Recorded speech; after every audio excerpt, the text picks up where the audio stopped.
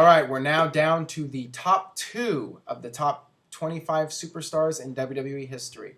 Now, I had a tough time deciding who would be number 1 and number 2. I knew who my number 1 and number 2 were going to do when I started the list. So these two are definitely my top 2, no questions asked.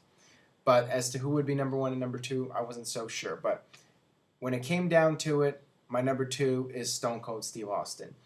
And the reason I don't pick him as number 1 is because he didn't have the longevity that number 1 had. But we'll get to that later. As far as Steve Austin goes, for the time that he was around in WWE, he was the biggest draw that the company ever had. He was their number 1 box office attraction, and he made more money for the company than anybody else, and he revolutionized the WWE product.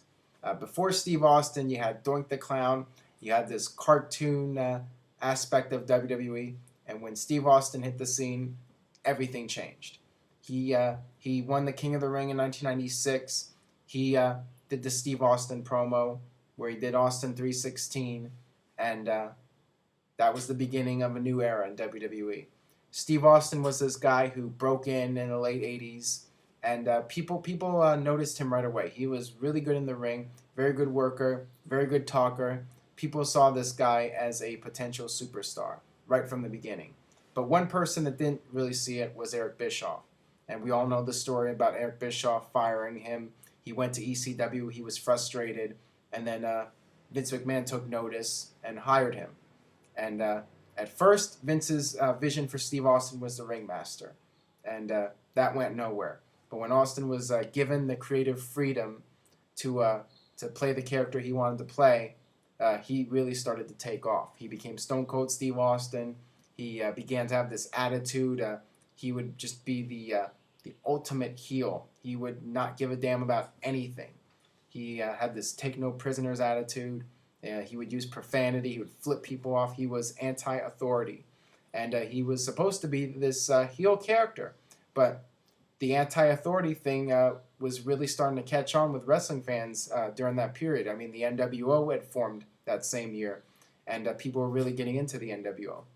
They wanted to see something different. The NWO was the opposite of the cartoon storylines that WWE was doing. And Steve Austin started doing these more realistic storylines. He had this feud with Bret Hart.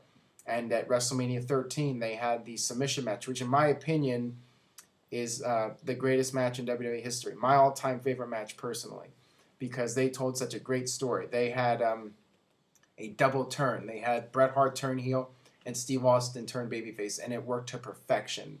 They could not have done a better job with that.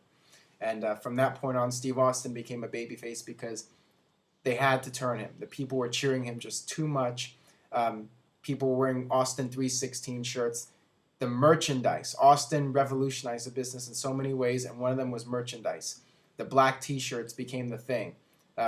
Everyone started having black T-shirts, and Austin 316 was on fire. And all the T-shirts he released were huge sellers. So Austin, big merchandise seller. And I don't think anybody's ever touched him in regards to merchandise sales.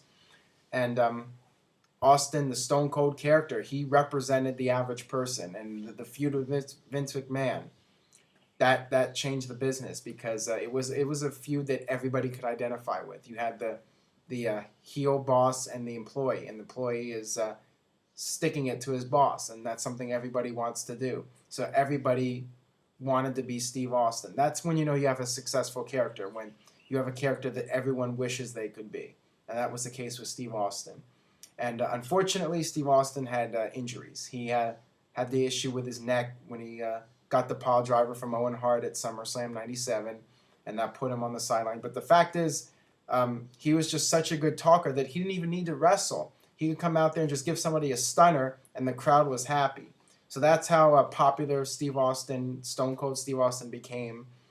And he just made such a big impact, and he had so many great matches. I mean, he was just, like we said, a great worker. And Stone Cold Steve Austin will always be remembered as perhaps the greatest superstar in WWE history, and it's always going to be argued. But Stone Cold Steve Austin, to a lot of people, will be considered number 1. And rightfully so.